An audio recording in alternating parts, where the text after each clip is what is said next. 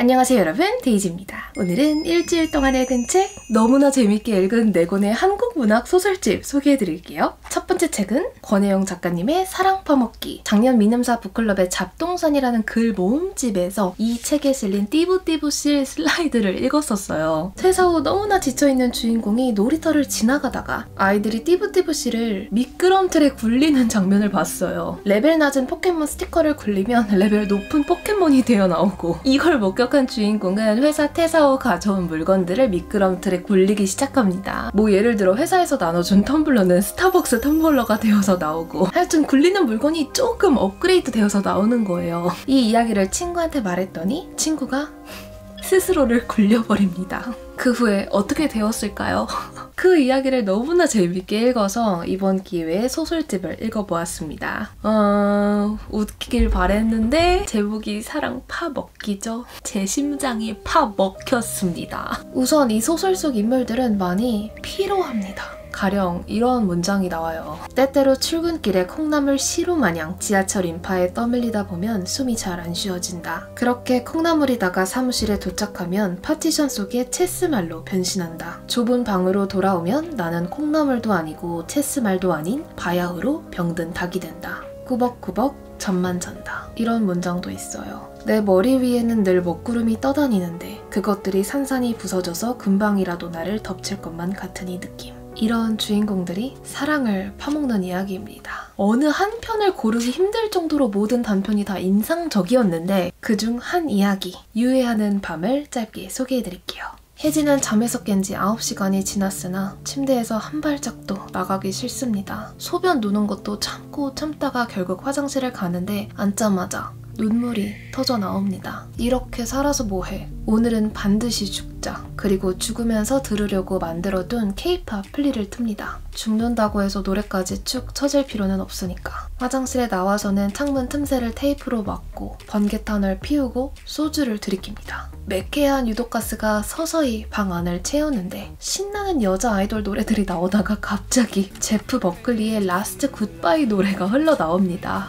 이 노래만큼은 내 인생 마지막 재생 목록에 절대 넣고 싶지 않은 음악인데, 내가 죽고 세상에 없을 미래의 위키피디아에는 이렇게 기록될지도 모른다. 삶이 불행으로 점철됐던 무명의 가수 정혜진은 죽는 순간까지도 제프 버클리를 들었다. 몽롱한 상태에서 그 노래를 지우려고 핸드폰을 찾습니다. 그렇게 핸드폰을 보니 유튜브 알림이 와 있어요. 양시은이라는 사람이 구독과 좋아요를 누르고 게시물에 댓글을 달았습니다. 여긴 부계정 채널인가요? 이제야 발견했어요. 구독 누르고 갑니다. 아니 이건 본 계정인데 착각한 거겠지. 혜진은 옛 영상의 더보기란에 썼던 문장을 읽습니다. 음악이 좋으니까 계속 노래할 뿐 꾸준히 했다는 것에 의미를 둡니다. 무너지고 싶지 않아서 스스로 다독였던 문장인데 결국 나는 무너졌고 이제는 어떻게 되든 상관없습니다. 그런데 이놈의 양시은이 또 댓글을 답니다. 혹시 고독한 정혜진 방 아시나요? 들어오시면 예전에 찍은 고화질 공연 사진 드릴게요. 참고로 고독한 방은 팬들이 사진들만 공유하면서 조용히 소통하는 방을 의미합니다. 나에겐 팬이 없는데? 7년 동안 노래 불렀는데 사진 한 장 찍자고 하니까 없었는데. 그런데 검색해보니 진짜 고독한 정해진 방이 있어요. 진짜 있네. 조금 더 일찍 알았다면 내일이나 모레 죽었을 텐데. 1시간만 있다 죽을까? 테이프를 뜯고 창문을 조금 엽니다. 그래서 방에 입장해서 사진 주세요 했더니 강퇴당해요. 원래 고독한 방에서는 사진만 정말 공유해야 되거든요. 바로 유튜브 대댓글로 장난하세요? 답글이 바로 달립니다. 워낙 월드스타셔서 누가 장난치는 줄 알았어요. 장난하나? 그래서 바로 유튜브 라이브를 킵니다. 들어와! 인증해줄게. 그리고 양시은을 기다리며 가만히 있기가 힘들어서 잔잔한 노래 플리를 틉니다. 양시은이 라이브에 참여합니다. 맞네요. 다시 고독한 방 들어오세요. 그렇게 방에 들어갔더니 양시은 그리고 방장 3명이 있습니다. 곧 이어서 다양한 공연에서 노래 부르고 있는 혜진의 사진이 올라옵니다. 문득 궁금해져요. 여전히 라이브 중이니 카메라를 향해 묻습니다. 그런데 누구세요? 저 아세요? 저는 일개팬이고 사진들은 방장이 찍었는데 방장이 지금 여기 없어서 대신 전해드려요. 그럼 방장님은 제가 아는 분일까요? 아마 모르실 거예요. 걔가 워낙 조용히 다녀서. 그래도 걔가 정말 좋아했어요. 좋아했어요 라는 문장을 읽자 울컥합니다. 분하거나 슬퍼서가 아니라 고마워서 그동안 살면서 제일 듣고 싶었던 말인데 가기 전에 듣게 되어서 조금은 다행이다. 그래도 살짝 시끄럽게 다녀줬으면 좋았을 텐데 잘 듣고 있어요 한마디만 해줬더라면 내 마음속 깃든 빛이 열촉은 밝아졌을 텐데. 지금 트신 음악 좋아요. 그렇게 둘은 별 이야기 없이 계속 음악을 듣다가 양시훈이 신청곡도 틀어주시나요? 묻습니다. 정예진의 나를 불러줘 듣고 싶습니다. 저는 그런 노래 부른 적이 없는데요? 그럴리가요. 방장가 제 최애곡인데요. 그 음반으로 그래미 어워드에서 올해 앨범상 받으셨잖아요. 이 자식. 내가 국내 오디션 프로 본선만 진출했다면 소원이 없겠다. 그래도 듣기 나쁜 농담은 아니어서 피식 웃습니다. 왜 웃으세요? 전 그런 유명인도 아니고 제 음악을 듣는 사람이 있다는 것도 오늘 처음 알았는데요. 그랬더니 양시훈이 고독방에 다양한 사진을 보냅니다. 정예진 그래미 어워드 수상자. 1000만 뷰를 넘긴 공연 영상 캡처본. 지금 입장하신 고독방도 900명이나 참여 중인데요. 듣는 사람이 없다니요.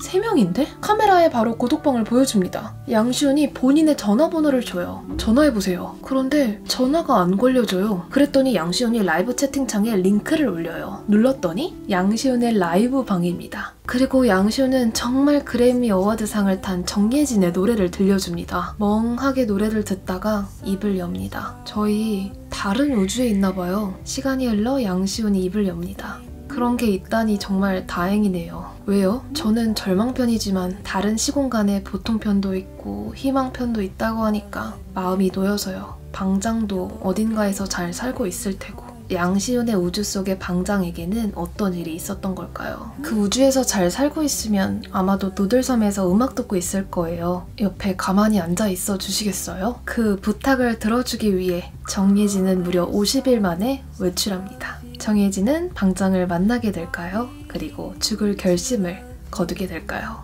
이 책을 읽고 우리의 아픈 마음, 슬픈 마음이 모두 사라지진 않겠지만 조금은 유예되었으면 좋겠습니다. 추천! 다음 책은 그러나 누구나 더 검은 밤을 원한다. 제가 사랑하는 우다영 작가님. 작가님이 필자로 참여한 초월하는 세계의 사랑이라는 SF 소설집이 있어요. 우다영, 조예은, 문보영, 심너울, 박서련 라인업이 엄청나죠? 그런데 그 소설집에서 제 최애작은 우다영 작가님의 긴 예지였는데 그 단편이 포함되어 있는 SF 소설집입니다. 스포 없이 긴 예지의 오프닝 장면 오늘 소개해드릴게요.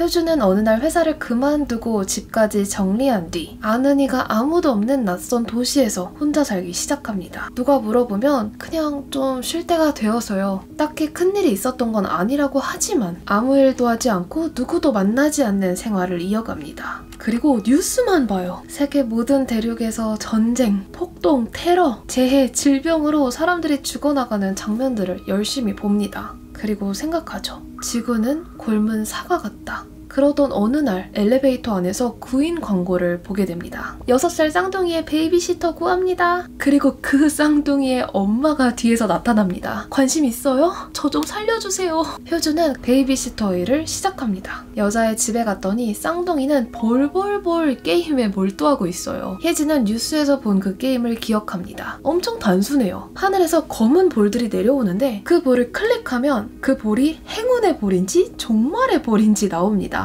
행운의 볼일 경우 비눗방울처럼 터지고 계속 게임을 이어나갈 수 있어요. 반면 종말의 불일 경우 물의 심판 또는 불의 심판이 일어나며 종말 게임이 종료됩니다. 그런데 이 단순한 게임에 거액의 상금이 걸려 있어요. 복권 로또 같은 거죠. 그렇게 볼볼볼 게임을 열심히 하는 쌍둥이를 효주는 바라보는데 쌍둥이 중 언니는 2-3개를 누르면 바로 종말볼이 나옵니다. 이게 평균적이에요. 반면 동생은 막 13개까지 맞춰요. 그리고 이 동생은 도시의 하이랭커입니다. 그렇게 베이비시터로 일한 지 반년 정도 되었나? 아이들의 엄마가 얼굴이 하얗게 질린 채 효주를 찾아옵니다. 아니 국가기관에서 나와서 동생 아이를 데려갔어요. 함구하라는데 아무래도 볼볼볼 때문인 것 같아요. 그 후로 효주는 아이 생각을 놓을 수가 없어요. 뭔가 놓친 것 같다는 기분? 내가 아이를 구하지 못했다는 감각이 머리를 떠나지 않습니다. 그리고 효주는 베이비시터 일을 그만두고 볼볼볼을 다운받습니다. 정말 쉬지 않고 볼볼볼을 하는데 점수는 2-3개 정도? 평균적이에요. 예외 없이 종말을 맞이합니다. 그럼에도 계속해요. 그리고 그 날이 옵니다. 어느 날 새벽 눈을 뜬 효주. 현관문을 엽니다. 문 앞엔 그들이 서 있습니다. 놀라지 않으셨으면 좋겠습니다. 쌍둥이 동생 소리는 잘 있나요? 선생님의 협조가 필요합니다. 거절할 수 있는 권리는 없겠죠? 무슨 일인지도 모르는 채 끌려가나요? 그랬더니 그들 중 한 남자가 효주 집에 있는 한 협탁을 가리켜요. 서랍 문을 열지 않고 저 안에 무엇이 있는지 아시겠어요? 선생님이 그걸 알 수 있는 방법은 저 안에 무엇을 넣어뒀는지 기억하는 것이죠. 사람은 보통 과거의 기억으로 현재를 이해하죠. 그런데 미래의 경험을 기억처럼 떠올릴 수 있다면요? 그는 협탁을 열어 안에 있는 책을 확인한 후 다시 닫고 말합니다. 방금 전 문을 열었던 미래의 나를 떠올리는 방식으로 지금의 나는 저 안에 책이 있다는 걸 알 수 있어요. 저희가 찾고 있는 능력, 예지란 그런 감각을 의미합니다. 지진을 피해 미리 도망가는 동물, 뇌졸중으로 쓰러질 주인을 미리 알아채는 개, 허리케인을 피해 미리 이동하는 철새들, 이들은 모두 단순한 본능이 아니라 예지의 능력을 갖고 있는 건 아닐까. 이들은 그런 예지의 능력이 인간에게도 있다고 믿습니다. 볼볼볼은 그런 예지자들을 선별하기 위해 만든 게임입니다. 효주는 어이가 없어요. 전 예지 같은 거 없어요. 그냥 누른 거라고요. 자신은 매번 두세 개만 성공했는데 늘 정말 엔딩이었는데. 하지만 그가 말합니다. 선생님은 여태 볼볼볼을 16,000번 플레이하셨습니다. 그리고 선생님은 단 한 번도 종말 볼 중 물의 볼을 클릭한 적이 없습니다. 항상 불의 볼을 선택했어요. 와우. 그리고 그는 효주의 과거를 짚어냅니다. 어릴 적 강물에 빠진 효주를 구하다가 세상을 떠난 아버지. 그 후 여객선 침몰 사고로 어머니까지 세상을 떠나고 효주의 물에 대한 무의식적 거부감이 게임 속 행동으로 반복되었던 거죠. 이런 고순도의 예지 데이터는 처음입니다. 그래서 선생님을 찾아왔습니다. 우리의 연구 목적은 예지자들의 예지 데이터를 모아 예지 인공지능을 만드는 것입니다. 이런 터무니없는 연구에 기관과 국가가 자금을 댄다고요? 그렇습니다. 그런데 여태 모은 예지자들이 공통적으로 하나의 미래를 반복하여 보고 있습니다. 바로 세상의 종말입니다. 효주는 이해합니다. 자신이 그동안 왜 이렇게 무기력했는지, 왜 삶이 희미해졌는지 이미 끝날 걸 알고 있었기 때문입니다. 그런데 효주를 포함한 예지자들이 같은 미래, 세계의 종말을 보고 있는데 예지 인공지능이 만들어진다 쳐도 미래가 바뀔 수 있을까요? 효주는 이해하기 어렵지만 연구센터로 향합니다. 효주는 그리고 세상은 어떻게 될까요? 결말에 너무 놀라서 제가 이 긴 예지라는 단편만 여태까지 한 4번 정도 읽은 것 같습니다. 순 문학만을 좋아하는데 SF 한번 도전해보고 싶다? 우다영. 작가의 말 중 종말 앞에서 한없이 무기력한 존재지만 세계를 예민하게 감각하고 결국 한 아이를 구하고 싶다는 마음을 품은 효주가 아니었다면 소설의 시선은 탄생하지 못했을 겁니다. 그것을 중요하게 기억하며 다른 소설들도 쓸 수 있었습니다. 추천합니다. 다음 책은 이를테면 에필로그의 방식으로 송지연 작가님의 소설집입니다. 첫 번째 이야기 선인장이 잘하는 일요일들 소개할게요. 언니가 어느 날 집안에 있는 모든 약들을 먹고 자살 시도를 합니다. 곧 토를 했고 앰뷸런스를 타기에도 택시를 타기에도 너무 애매한 거리라서 엄마, 나, 그리고 언니 셋이서 걸어갑니다. 이 중 누가 환자예요? 침대에 누우세요. 언니는 곧 위세척을 받고 엄마는 여러 질문을 받습니다. 애가 학업 스트레스가 컸나요? 따돌림? 자해? 그 말에 언니는 손을 번쩍 듭니다. 자해한 적 있어요. 그런데 간호사가 아무리 봐도 그 흔적을 찾을 수 없습니다. 이제 아물었나 봐요.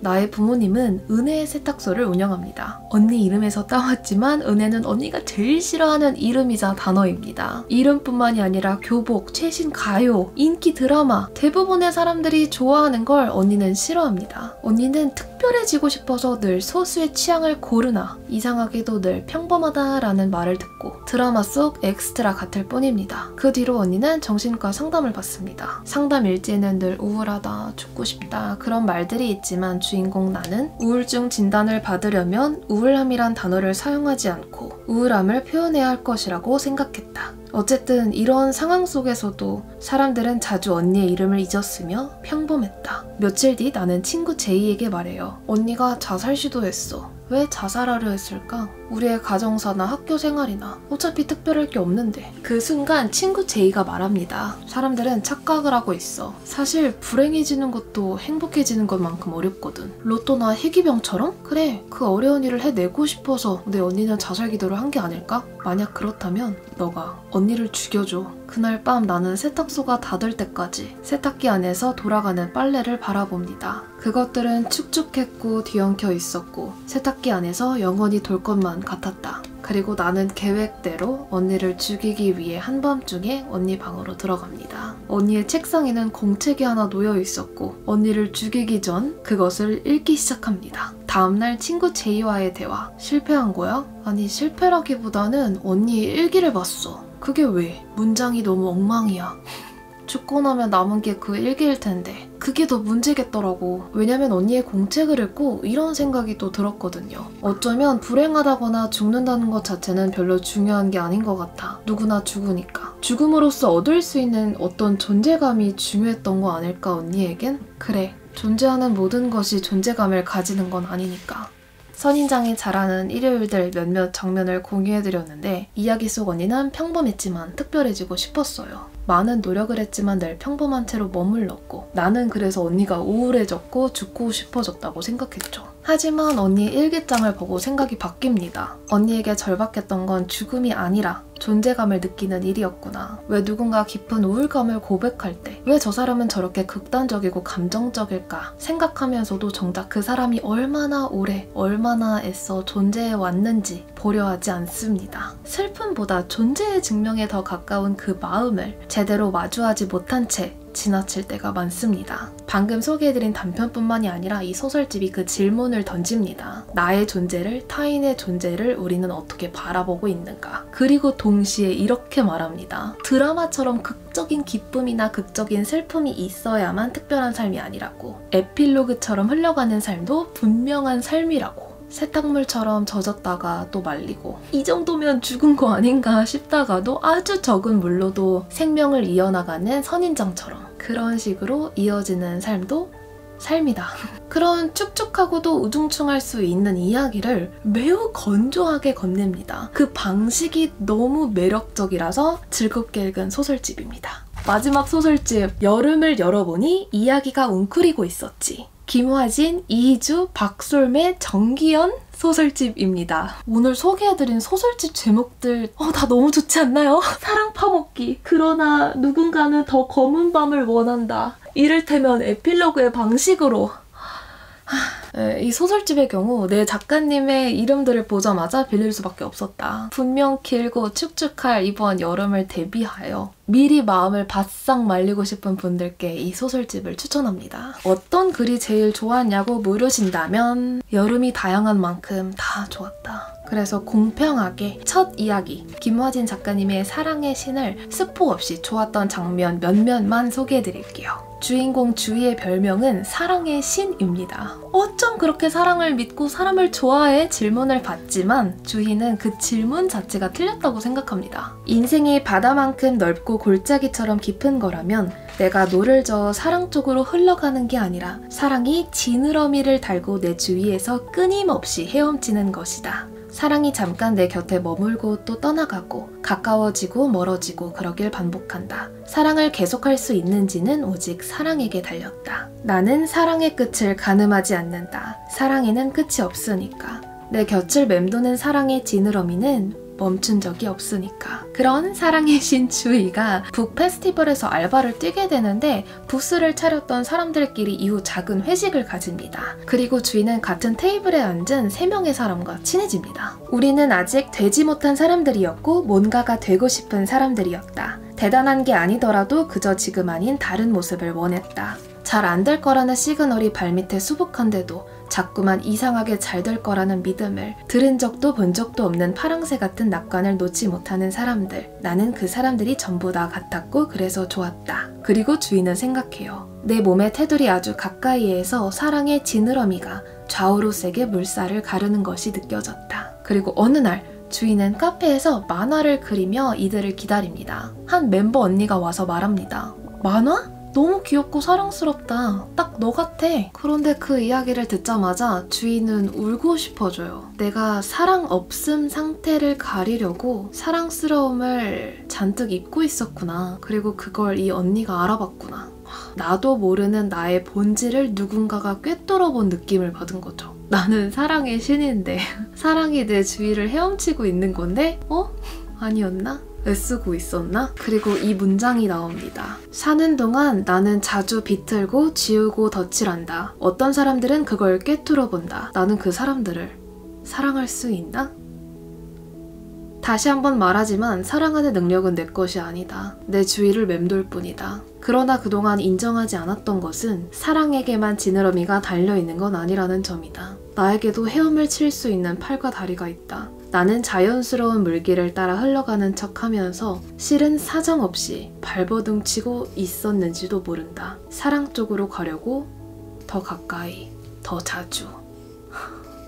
사랑과 나에게 달린 지느러미라니. 이 표현력. 이 단편의 정말 일부 한 장면만 소개해드렸는데 모든 이야기가 어마어마했다. 그리고 여러분, 이 책의 매력 포인트? 끝에는 작가님들이 여름을 주제로 쓴 산문들이 실려 있습니다. 어떻게 안 사랑해? 여러분의 여름에는 어떤 이야기가 웅크리고 있나요? 제가 제일 좋아하는 계절이 여름이에요. 옷의 무게가 안 느껴지고 뜨거운 햇살에 공격받는 느낌도 좋아합니다.